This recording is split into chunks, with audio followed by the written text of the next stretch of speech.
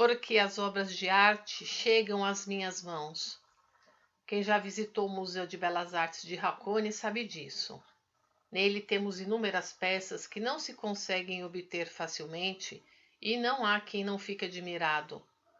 A respeito disso, vou contar como tudo ocorreu. Comecei a adquirir esses objetos de arte logo após o término da Segunda Guerra Mundial. Naquela época, o Japão passou por uma transformação até então nunca vista. Os nobres, os milionários, os descendentes dos senhores feudais, os grandes conglomerados econômicos, enfim, quase todos os que pertenciam à classe privilegiada, perderam esse status simultaneamente.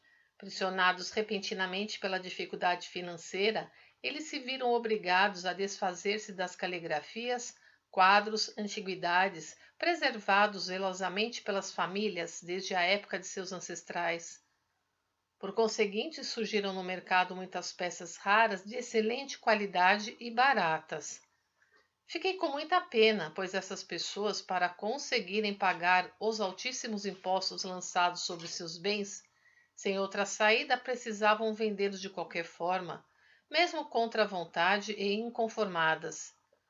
Assim sendo, eu comprava os objetos, levado por uma grande vontade de ajudá-las, de modo que, sem mesmo pedir desconto, obtive a maioria deles pagando o preço estipulado. Ao mesmo tempo, é óbvio que sempre me esquivei dos lucros exorbitantes dos antiquários gananciosos. Dessa forma, as peças foram pouco a pouco sendo reunidas. Como tenho dito sempre, desde jovem eu gostava muito das belas artes. Entretanto, minha capacidade de avaliação era de um amador. Aliás, eu não tinha ainda experiência em fazer negócios desse tipo, nem entendia de preços do mercado de arte. Consequentemente, só comprava as peças que me agradavam. Parece que essa maneira de agir deu certo, pois posso dizer que, praticamente, não fiz nenhum mau negócio. Especialistas no assunto que visitaram o Museu de Belas Artes de Hakone teceram elogios sinceros e não apenas para serem gentis.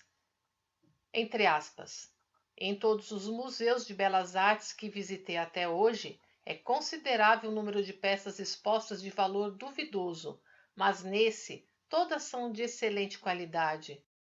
O Sr. Alan Priest, curador do setor de belas artes orientais do Museu Metropolitano de Nova York, que nos visitou recentemente, também enalteceu, sobretudo, esse aspecto. Com o passar do tempo, o número de objetos foi se avolumando e minha capacidade de avaliação tornou-se cada vez mais aguçada. Comecei então a pensar que em algum momento precisaria construir um museu de belas artes, e isso ocorreu há mais ou menos 3 anos. A partir daí, misteriosamente, superando as expectativas, começaram a chegar às minhas mãos as peças que vinham ao encontro desse objetivo, e assim passei a compreender claramente que, por fim, Deus começara a concentrar sua força na construção do Museu de Belas Artes. Os milagres relacionados a esse fato foram muitos. Não sendo possível enumerar todos, citarei os mais relevantes. Logo no começo, um antiquário especialista em maquiê misteriosamente passou a me trazer, uma após outra, obras de alto nível. Não só eu, mas o próprio vendedor dizia que para ele também eram fatos realmente inexplicados. Além disso, devido à conjuntura da época, consegui objetos excelentes por preços incrivelmente baixos. Em termos de mercado atual, custar-me-iam no mínimo várias vezes mais. Todas as peças de maquiê de alta qualidade que atualmente estão expostas em nosso Museu de Belas Artes foram adquiridas em apenas meio ano. Entre elas estão expostas 2 peças de autoria do extraordinário e renomado mestre Shosai Shirayama. Tenho ainda outras peças suas guardadas que pretendo expor posteriormente. Hoje quase já não existem obras desse artista à venda, de onde se conclui que há poucas, e quem as possui não abre mão delas. Por longa data venho apreciando as obras do estilo Rimpa e as cerâmicas Ninsei. Com o passar dos anos, elas estão ficando cada vez mais caras e ultimamente já não existe quase nenhuma à venda.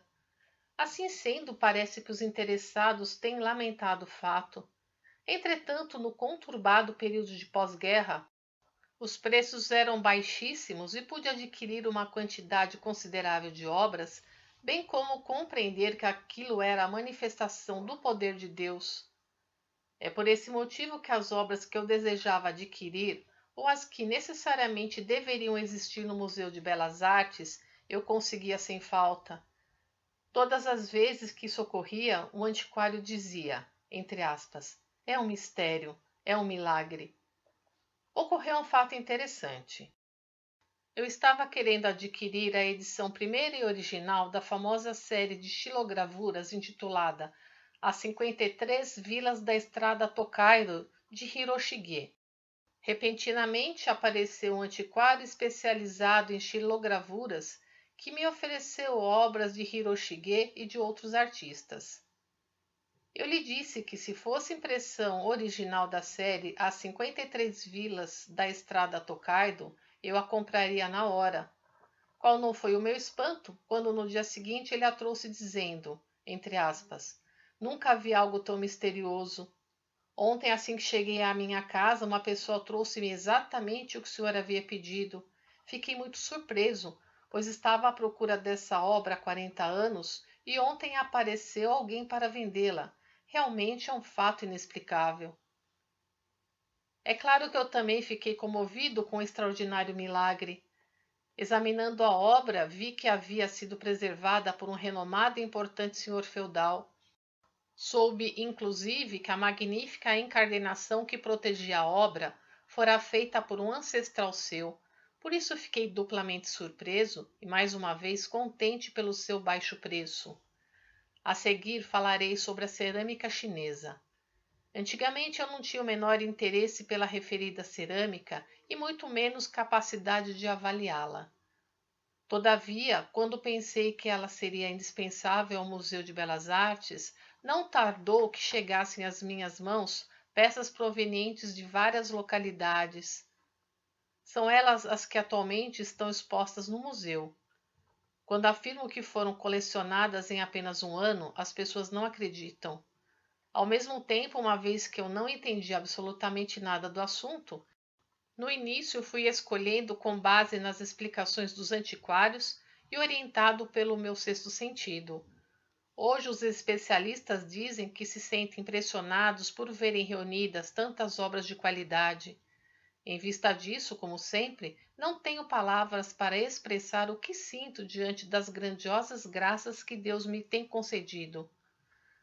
Existem ainda inúmeros fatos interessantes, mas vou deixar por conta da imaginação do leitor.